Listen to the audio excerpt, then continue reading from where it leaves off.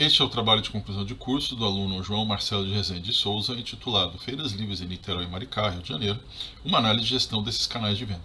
A defesa ocorreu no dia 18 de julho de 2023, às 10 horas, de forma remota. A banca foi composta pelos professores Ivene Moreira da Silva, professora Josiane da Silva Torres Machado e eu, professor Marcos Teixeira, professor orientador. Bom, gente, bom dia. Eu me chamo João Marcelo e eu vou apresentar meu trabalho de conclusão de curso com o tema Feiras Livres em Niterói e Maricá, uma análise de gestão deste canal de vendas. E, primeiramente, gostaria de agradecer também ao orientador, aos professores da banca pela disponibilidade e todos que estão aqui presentes. O meu trabalho ele tem como objetivo principal entender o canal de vendas Feiras Livres da cidade de Niterói e Maricá, como base para o direcionar de políticas de incentivo e desenvolvimento deste canal de vendas de muita importância para o fortalecimento dos agricultores familiares. Os objetivos específicos foram identificar as feiras, né, realizar visitas de campo e entrevista com os feirantes, para assim entender as características e desafios para que as feiras ocorram. A minha pesquisa ela busca conscientizar sobre a importância de valorizar as feiras como uma forma de um espaço sociocultural, além de uma forma primordial de promover o acesso a alimentos frescos e saudáveis, né? Para os agricultores, as feiras elas representam um importante canal de comercialização e, por isso, compreender as dinâmicas atuais de funcionamento é essencial para a identificação de melhores práticas. Então, trazendo uma breve contextualização aqui, com o aumento considerável da população, os mecanismos de produção já não estavam sendo suficientes para suprir a alta demanda de alimentos. Então, nessa perspectiva, a partir da primeira Revolução Industrial e a Revolução Agrícola, em 1750, deu-se início ao processo de otimização das tarefas agrícolas, né, como a mecanização do campo e a utilização de fertilizantes. E aí, mais tarde, após a Segunda Guerra Mundial, em 1945 e o início da década de 70, a economia mundial ela expandiu-se devido aos grandes investimentos em atividades produtivas, período esse que antecedeu e ocasionou a chamada Revolução Verde, que expandiu a produção de grandes culturas ao redor do mundo, como arroz, milho, trigo e soja. No entanto, esses avanços eles ocorreram apenas para aqueles que detinham capital para arcar com os custos dessa implementação. Então, nos países em desenvolvimento, como o Brasil, os camponeses eles nunca tiveram a oportunidade de adquirir esses novos meios de produção e, assim, progredir em rendimento e produtividade.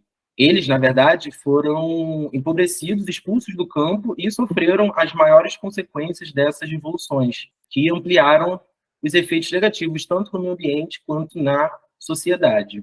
Então, o Estado, ao promover a industrialização da agricultura, beneficiando proprietários de terras e grandes grupos empresariais, fez isso à base de profunda exclusão social, deixando aí à margem a imensa maioria dos produtores rurais.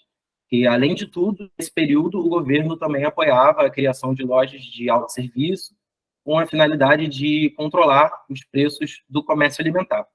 Então, após o regime da ditadura militar e a redemocratização do país, emerge a volta e a expansão dos movimentos do campo, como a CONTAG, o Movimento dos Trabalhadores Sem Terra e o Movimento dos Pequenos Agricultores, que ampliaram a sua área de atuação e passaram a reivindicar demandas de terras, políticas agrícolas específicas e reivindicações trabalhistas, né? Assim, somente a partir da década de 90 que foi possível observar a reinserção da reforma agrária na agenda política, com a criação do PRONAF, que representa aí a primeira política federal de abrangência nacional voltada exclusivamente para a produção familiar. Então, o reconhecimento da agricultura familiar no Brasil ele é recente e se deve a 3 fatores. O primeiro fator seria a luta dos movimentos sindicais.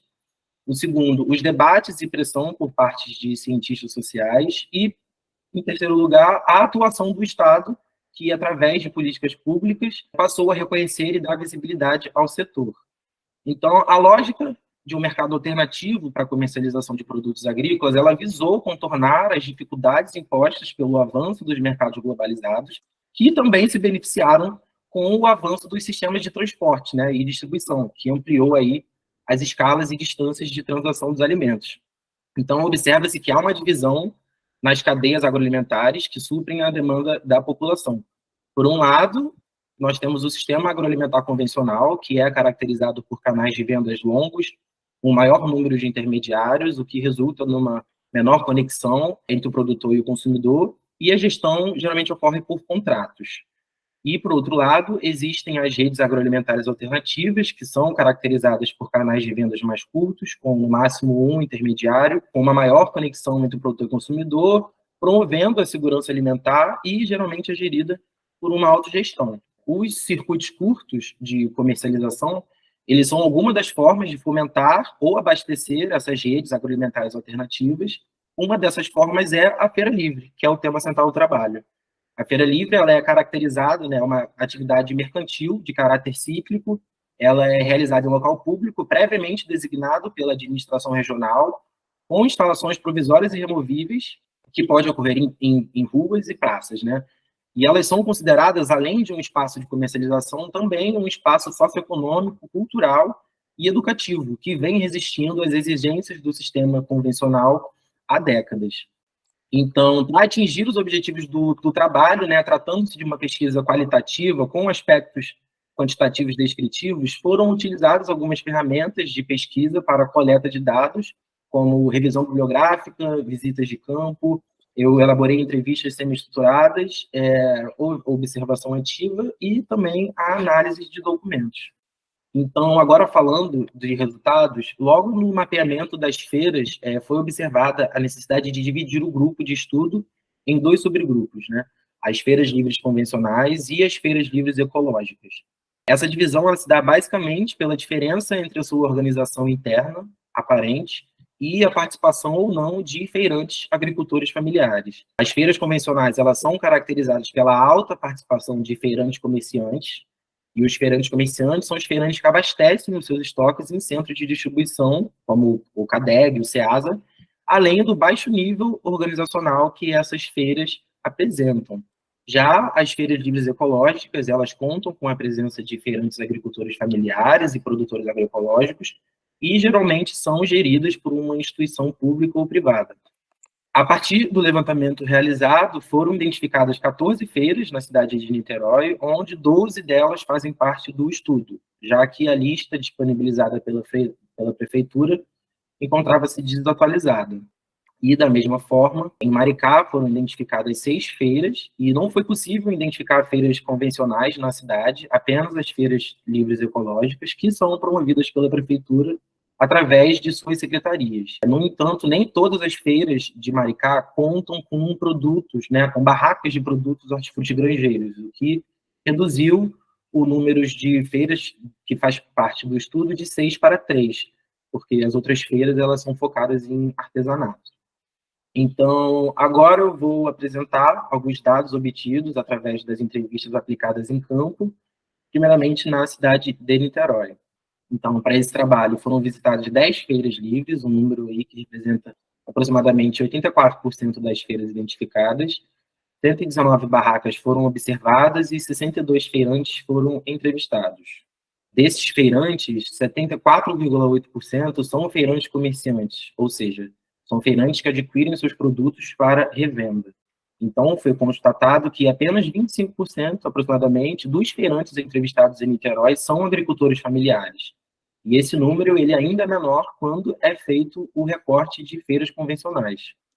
Das 10 feiras convencionais que ocorrem na cidade de Niterói, apenas 2 contam com barracas de produtos provenientes da agricultura familiar. Então, observou-se aí uma participação de aproximadamente 15% deles nas feiras convencionais. Quando questionados sobre possíveis melhorias nas feiras, 92, aproximadamente, por cento dos feirantes acreditavam que há melhorias que possam ser feitas, e esse é um número que demonstra uma satisfação com a dinâmica atual. A infraestrutura das feiras foi o aspecto mais mencionado dentre as sugestões de melhorias, representando 29,2% delas. Os feirantes eles destacam a necessidade de instalação de belos químicos, também falam sobre como a padronização de barracas seria um diferencial e além da organização do trânsito na via. Os outros 2 principais pontos, eles referem-se a escolhas de locais estratégicos e políticas públicas de incentivo a essas feiras, né? Que envolve aí atividades de planejamento, gerenciamento, regulamentação e divulgação. E apesar destes pontos de melhoria, todos os feirantes entrevistados relataram estar satisfeitos com a gestão de resíduos que ocorre pela Clean, né, a Companhia de Limpeza de Niterói, sendo essa a única percepção de participação ativa da prefeitura nas feiras convencionais. Agora, falando sobre a cidade de Maricá, foram visitadas 2 feiras na cidade, o que representa 66,67% das feiras identificadas no mapeamento. 43 barracas foram observadas e 8 feirantes foram entrevistados. Foi constatado que todos os feirantes de Maricá são feirantes agricultores, familiares e residentes da cidade. Quando questionados sobre a localização da unidade de produção, observou-se que eles se deslocam no máximo 30 quilômetros para participar da feira. E quando questionados se participam de mais de uma feira, 62,5% relataram que sim. E, além disso, nas conversas ficou clara a movimentação deles, dos feirantes produtores, na criação de uma associação para se organizar coletivamente e lutarem por mais feiras. Essa iniciativa coletiva ela permite enfrentar de forma mais efetiva as questões que impactam o setor, como a falta de legislação específica, de administração e regularização dessas feiras. Quando questionados sobre melhorias e o que poderia ser feito para aumentar o rendimento das feiras, 75% dos entrevistados tinham uma ou mais sugestões e acreditavam que havia formas de melhorar a gestão da feira. O ponto mais levantado em Maricá foi a necessidade de aumentar a periodicidade da feira, de uma feira por mês, né, uma feira mensal, já não estava sendo ideal para os agricultores, porque muitas vezes eles acabavam vendendo os seus produtos para intermediários, né, por preços mais baixos. Então, foi discutido aí um desejo de maior participação deles nas tomadas de decisões acerca das feiras. Então, agora, continuando com os objetivos do trabalho, né, falando sobre a identificação de melhores práticas, foi possível concluir que tanto Niterói quanto Maricá apresentam desafios relacionados à organização e gestão de suas feiras já em operação. No entanto, existem diferenças nas demandas e necessidades específicas de cada cidade, então, por isso, deve-se adotar abordagens específicas de acordo com cada característica local. Então, no que tange à cidade de Niterói, seria interessante que a prefeitura assumisse o protagonismo na gestão das feiras convencionais, e ela poderia fazer isso ao criar uma pasta responsável pela administração dessas feiras, que atende aos objetivos do Plano Municipal de Agroecologia Urbana, que foi institucionalizado na cidade no ano de 2020. Então, com uma pasta dedicada à administração das feiras, seria possível enfrentar os desafios relacionados à infraestrutura de forma mais eficaz, e isso garantiria que as feiras tivessem condições adequadas de instalação, como estruturas para abrigo, em caso de chuva e sol, barracas padronizadas com identificação do produtor, banheiros químicos e bancas adequadas para que eles pudessem processar os seus alimentos, e dentre outros aspectos de infraestrutura. Ainda, a pasta contaria com o apoio de profissionais especializados que detêm conhecimentos específicos sobre o setor agrícola, sendo possível, assim, atestar a viabilidade da feira, levando em consideração parâmetros como densidade demográfica, localidade, mobilidade e interesse da população. Então, por fim, a prefeitura ela teria um grupo responsável por organizar e orientar o funcionamento dessas feiras, o que, dessa forma, incentivaria ainda mais a participação dos produtores. Outra sugestão seria o incentivo ao cadastramento dos feirantes como o MEI, né, microempreendedor individual. Esse registro ele oferece uma série de vantagens para os feirantes que passam a ter um cadastro fiscal regularizado e facilita o acesso a benefícios e direitos. Ao incentivar o cadastramento dos feirantes como MEI, a administração municipal ela teria acesso a informações mais detalhadas sobre os empreendedores e poderia implementar políticas e ações mais efetivas para o desenvolvimento das feiras, como capacitações, incentivos fiscais específicos e programas de apoio ao empreendedorismo. Devido à dinâmica das feiras em Maricá ser diferente de Niterói, há uma diferença aí entre as melhorias sugeridas pelos feirantes. Em Maricá, a principal reivindicação seria o aumento da participação deles nas tomadas de decisões acerca da feira, e uma sugestão seria viabilizar a realização de feiras semanais, em vez de mensais, como acontece atualmente. Como eu disse, isso permitiria que os produtores tivessem mais oportunidades de comercializar seus produtos diretamente com os consumidores.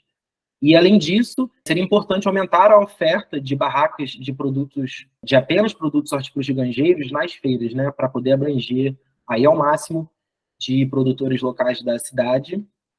E agora, já chegando na conclusão, As medidas propostas, elas visam fortalecer e resgatar a presença dos produtores locais nas decisões e participação nas feiras livres das cidades, além de promover a agricultura sustentável local, garantir a infraestrutura adequada, incentivar a formalização dos feirantes e aumentar a oferta de alimentos saudáveis e sustentáveis nas feiras das ambas cidades. Então, foi concluído que elas duas enfrentam, sim, desafios relacionados à organização e gestão dessas feiras, e é comum que as prefeituras exerçam algum nível de controle sobre elas. E em Niterói não foi possível observar a presença da prefeitura no local das feiras, a não ser pelo serviço de limpeza, que é realizado pela CLIM. E em Maricá, por outro lado, todas as feiras são promovidas pela prefeitura em parceria com uma cooperativa.